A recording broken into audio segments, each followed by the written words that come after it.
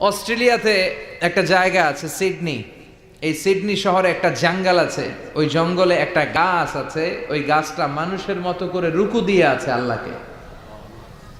এটা দূর থেকে দেখলে মনে হয় মানুষ, কাছে গেলে বোঝা যায় এটা মানুষ না, এটা গাছ। আবার এমনও গাছ আছে যেটা মানুষের মতো সেজদায় লুটিয়ে পড়ে আছে, তাও আবার টু দ্য ডাইরেকশন অফ কেবলা, কেবলামুখী হয়ে। সুবহানাল্লাহ পড়বেন না? গোটা বিশ্বের যা দেখা যায় সব জিকির করে একজনের। চিল্লায় বলেন তিনি কে? পাখিরা যায় উড়ে যায় আকাশের ওই নীলিমায়, নদীরা যায় ছুটে যায় সাগরের ওই মোহনায়। পাখ পাখালি আর সাগর নদী, পাখ পাখালি আর সাগর নদী, কার গুণগান গায়। আল্লাহ আল্লাহ আল্লাহ আল্লাহ, আল্লাহর গুণগান গায়। আল্লাহ আল্লাহ আল্লাহ আল্লাহ, আল্লাহর গুণগান গায়। ঠিক কি না? আকাশের পাখিগুলো, সাগরের ঢেউগুলো, গোটা বিশ্বের সব কিছু একজনের গুণগান গায়। চিল্লায় বলেন তিনি কে? এজন্য আল্লাহ আমাদের শিখালেন, আমার গুণগান বেশি বেশি গাও আর সব সময় পড়ো আলহামদুলিল্লাহি রাব্বিল আলামিন।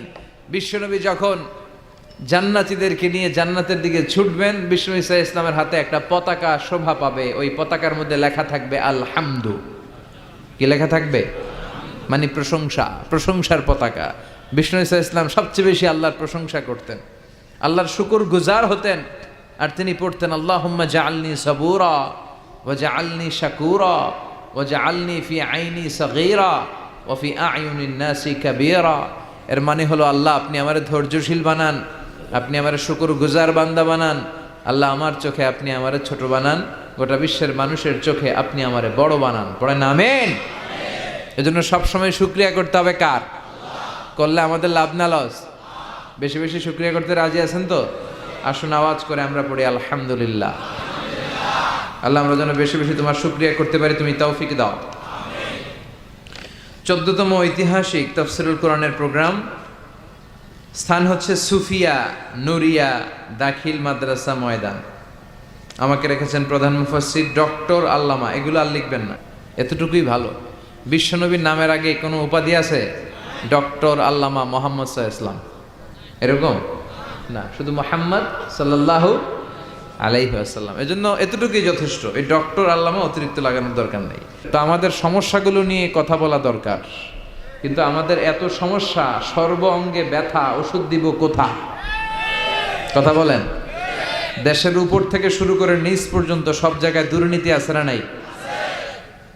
ঘুষ আছে না নাই? টেকনাফে নাই? টেকনাফেও আছে। এই ঘুষ দুর্নীতি এগুলো বন্ধ হোক, আমরা চাই কি চাই না?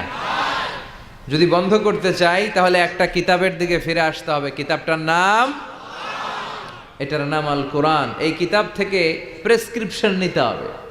অসুস্থ হলে যেমনি আমরা এমবিবিএস ডক্টরের শরণাপন্ন হয়ে প্রেসক্রিপশন নেই, তেমনি এই ঘুণে ধরা সমাজটাকে ঠিক করতে হলে যেই বই থেকে প্রেসক্রিপশন নিতে হবে সেই বইয়ের নাম কি? কোরআন।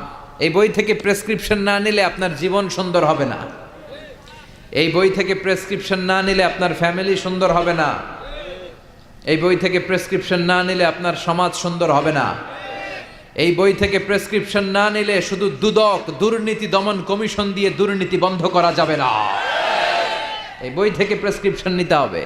যতদিন এই বই থেকে আমরা প্রেসক্রিপশন না নেই, এই ঘুণে ধরা সমাজকে ঠিক করা যাবে না।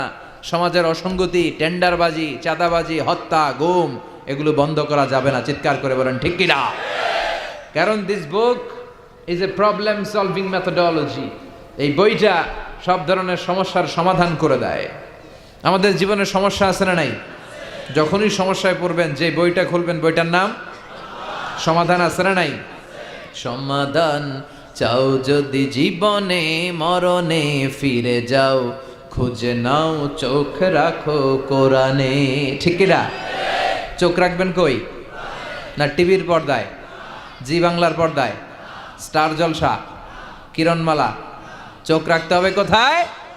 সমাধান চাও যদি জীবনে মরণে ফিরে যাও, খুঁজে নাও চোখ রাখো কোরআনে। ঠিক কিনা? তাহলে কোরআনের সাথে আমাদের অ্যাটাচমেন্ট বাড়াতে হবে, সম্পর্ক বাড়াতে হবে। এই কিতাব এমন কিতাব, এই কিতাবের একটা অক্ষর পড়লে 10টা নেকি আমলনামায় দেয় কে? এই কিতাবের এক একটা আয়াত আপনি পড়বেন, আপনার জান্নাতের বিল্ডিংকে এক এক তলা লম্বা করে দিবে কে? এই কিতাব এমন কিতাব, এই কিতাব পড়লে সওয়াব, ধরলে সওয়াব, এই কিতাবের জন্য মরলেও সওয়াব। কথা বলেন?